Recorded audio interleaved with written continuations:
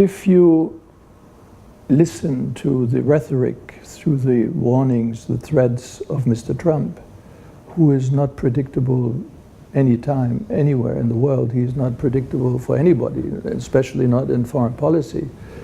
If you listen to him saying, if the Iranians will threaten us or attack us, we will destroy Iran. There won't be any Iran anymore. If you see that kind of rhetoric already in our modern times, is irresponsible and dangerous. Even if the Iranians don't behave all the time like very democratic, which they are not, people, not reasonable either. They are supporting Hamas, Hezbollah. They are supporting a lot of different movements in Gaza and elsewhere, and they are not innocent. They are part of the Iranian military, revolutionary guards are irresponsible in their actions. So that there is a warning by the West or by Trump is understandable.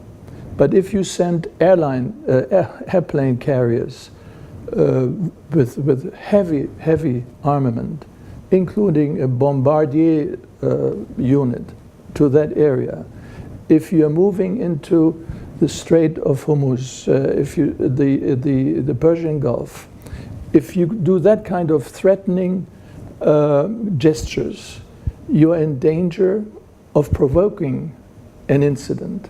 Maybe an incident nobody wants. We know from history that civilian planes have been shot down flying across the Persian Gulf.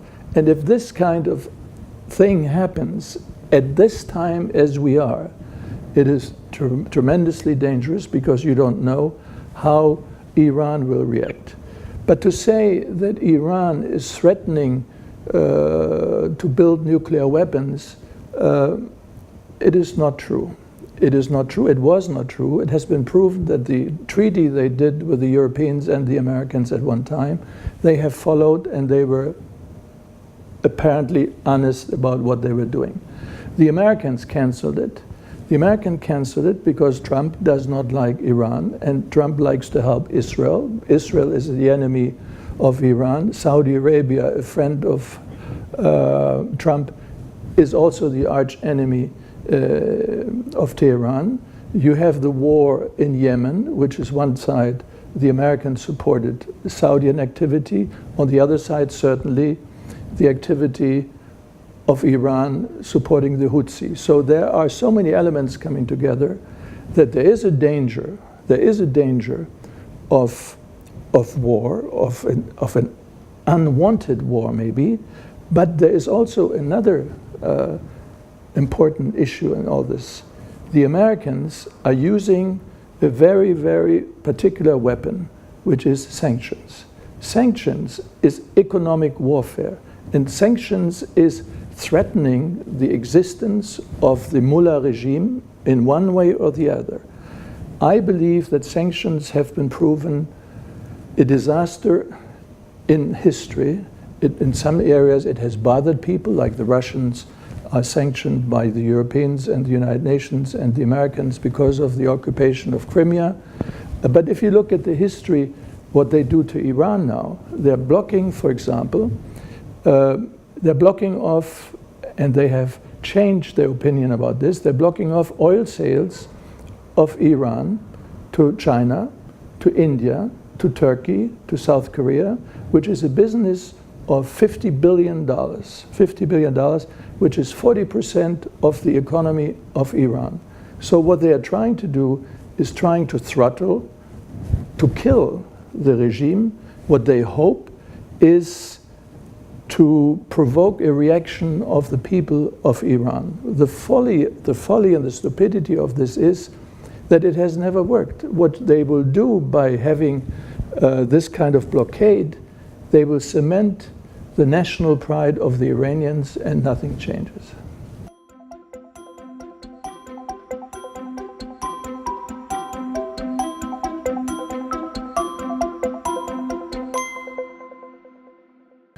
question is absolutely correct, because I watched the other day on the internet, I saw pictures, photographs of North Korea, of the chairman of North Korea, Kim Jong-un, the friend, the love of Mr. Trump. What did he drive? A totally new Mercedes Maybach, which is the most expensive car you can buy. It's $500,000. Then the other day he drove another car, a Rolls-Royce Phantom, which cost almost as much. So how did that get into North Korea? It's a sanction. All over is sanction in North Korea. And your question is right. Over decades, sanctions have started against North Korea in the 1950s. The 1950s, the Americans started with sanctions. And North Korea built an atomic weapon. So where did they get all these supplies, all the technical help, the mechanical help? Where did they get all this? So North Korea is one example. Cuba, since the liberation of Cuba from a fascist regime, almost 100 years ago, there has been sanction against Cuba. So the sanctions against Cuba certainly worked to suppress the economic development of Cuba, but it also hits the people, the normal people. The citizens of Cuba are punished by the United States and other nations which are implementing sanctions, because if you look at the various countries which you mentioned, Venezuela, there's no medicine anymore, there is nothing. Pharmaceuticals in Korea are as expensive as diamonds.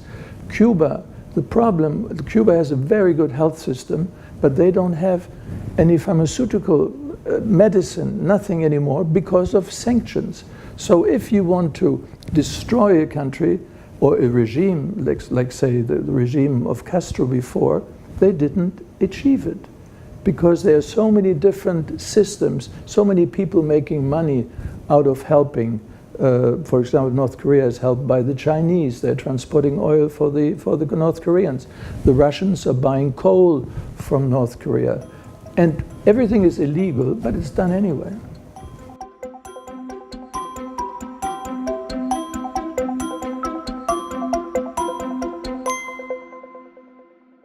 No, they are not, and they are not, because to achieve the treaty which the Europeans with the Americans achieved with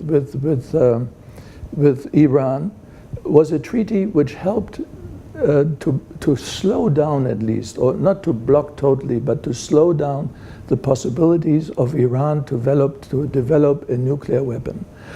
So, and apparently, as I mentioned before, the Iranians accepted the kind of restrictions they had until now, until the Americans started to deal with the Iranians directly, menacing, and now the Iranians are threatening they will not adhere anymore to the agreements. They will maybe develop uranium and so on to produce a nuclear weapon. They threaten it.